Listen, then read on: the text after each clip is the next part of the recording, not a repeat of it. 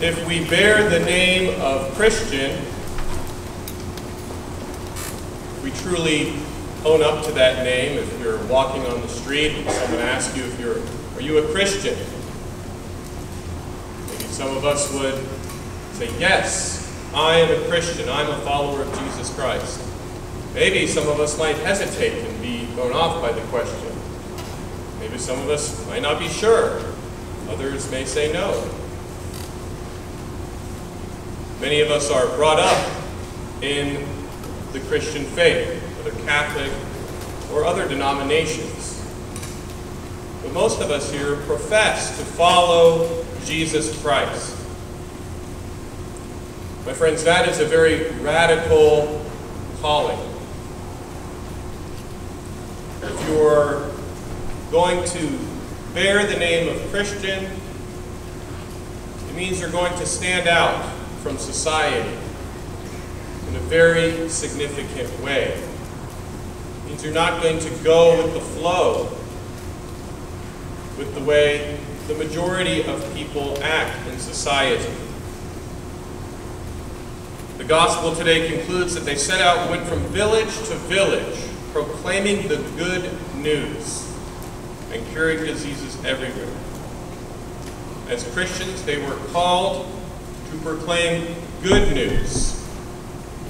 In our society, we hear more bad news than we hear good news.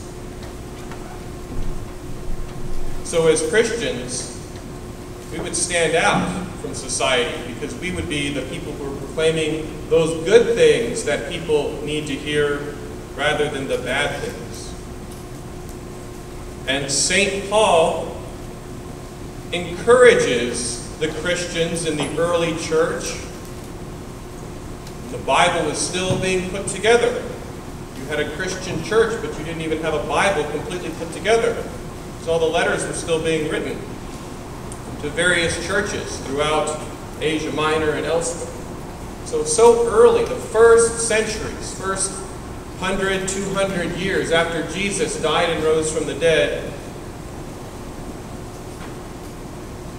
St. Paul, in these very first years after Christ rose from the dead, he said to the Christians in Ephesus, in Asia Minor, where we get the letter to the Ephesians. These are the people living in Ephesus. And he said, "Do not let any unwholesome talk come out of your mouths, but only what is helpful for building up others according to their needs, that it may benefit those who listen." Last time we talked about our speech, about gossip. I also used the word backbiting. I spoke of St. James, who talked about the horse. It's easier to bridle a horse than it is the beast of our tongue. Our tongue is almost impossible to keep in control sometimes. And so we talked about how gossip hurts our neighbor because it destroys his reputation.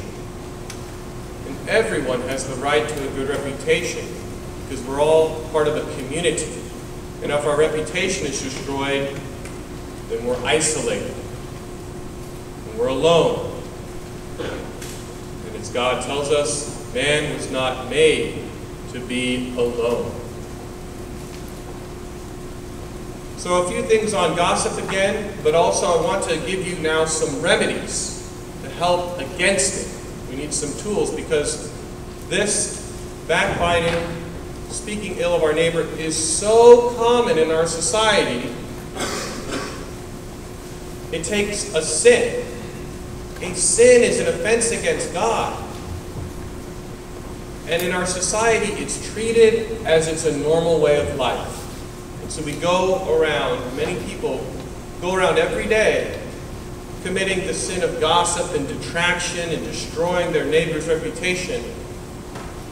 And these are terrible sins that offend God, and yet they're treated like they're a normal part of everyday life. I know this because as I was hurrying to get things ready for the Mass after our class was over, we got out of class early, I had to get in my truck and drive over to St. Peter and Paul, grab some vestments and things. My radio was on, and it was on some political talk show radio. And what did I hear? Gossip, detraction, slander. Somebody was going after some political candidate and saying, he mentioned his name, and said, this guy is evil and corrupt, and he went on. I can't even remember all the terrible things. I couldn't even, I was almost kind of shocked, but that becomes normal for us. But we're Christians, and that's not what God calls us to do, no matter how much we hear it, no matter how much it surrounds us. If we truly bear that name of Christian, we're going to be different. We're going to be radical. We're going to stand out for not putting up with these kinds of things. So gossip not only injures the person about whom we're talking, but it also injures those who hear it, because it numbs their conscience to this detraction. And it also, of course, hurts the one who's doing the telling. So it's not just the person whose reputation is getting destroyed is being hurt. Everyone, those who listen, the person who's telling, everyone loses. So we're commanded to speak only good things and necessary things, thereby assisting the elevate our neighbors' minds and our hearts to higher things. We hear too many low and base things. How often do we get to hear the higher things? At least you have the blessing of being in a Catholic school to hear in the announcements the Word of God every day, to hear higher things. Hopefully we're listening, because that's God speaking to us.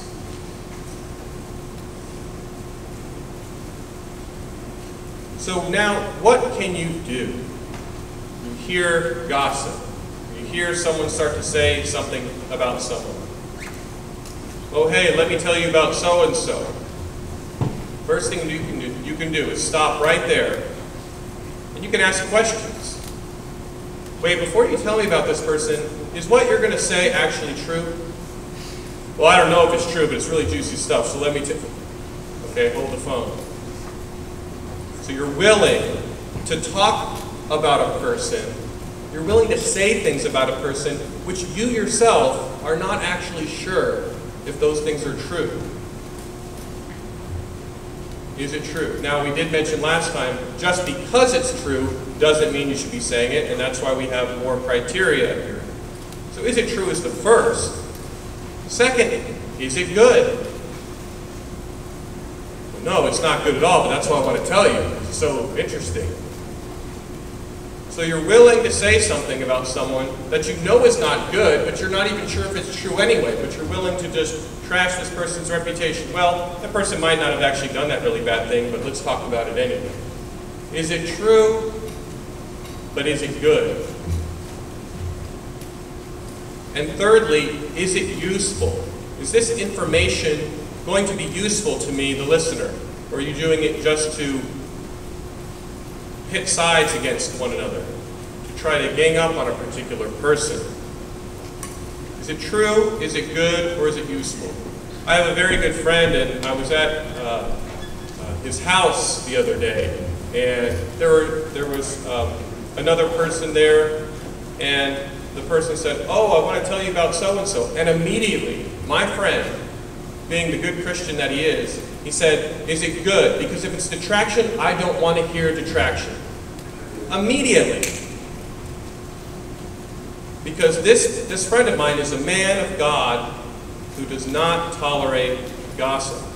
And he does not wish to participate in it. I was very edified.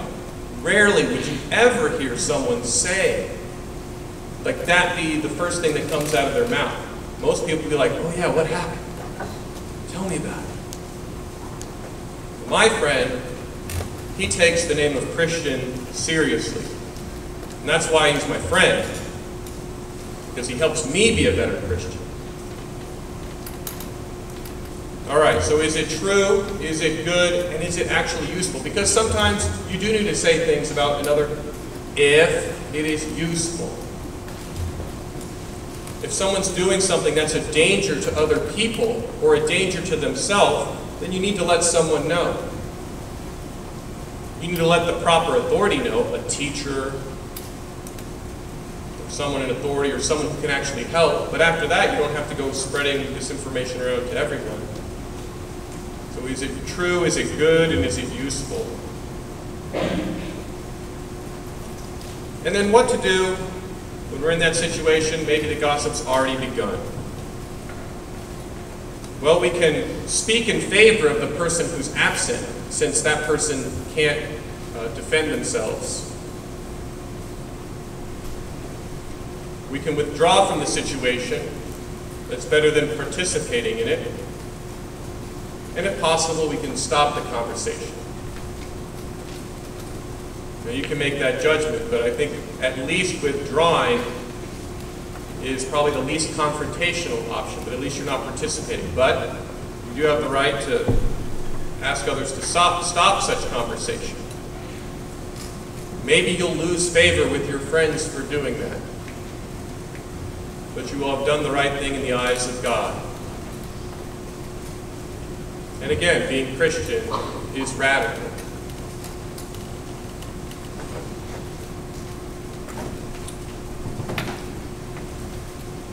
Keeping our mouths closed may be the hardest thing in the world to do. So when Lent rolls around, or even Advent, because Advent's a penitent season, and we can pick something to do for Advent to help grow in our relationship with Christ. This would be much more difficult than living on bread and water.